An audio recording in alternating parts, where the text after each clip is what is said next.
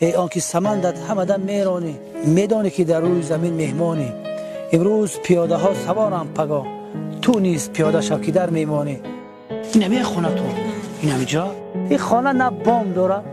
نه یگان شیفر داره نه انا شرایطی برای زندگی کردن داره خداوند ما را ببخشه که با هم خدر زندگی خوبمون با بعضا وقت الان ناشکری میکنیم که مینالیم از زندگی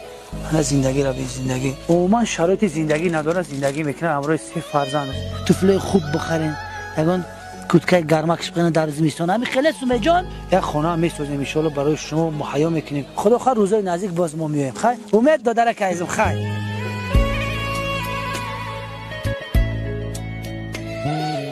42 74 27 00 11 20 14 64 کسانی که برای اولیاء های نیازمند کمک کردن هستند به این صورت حساب کمک خود را میرسانند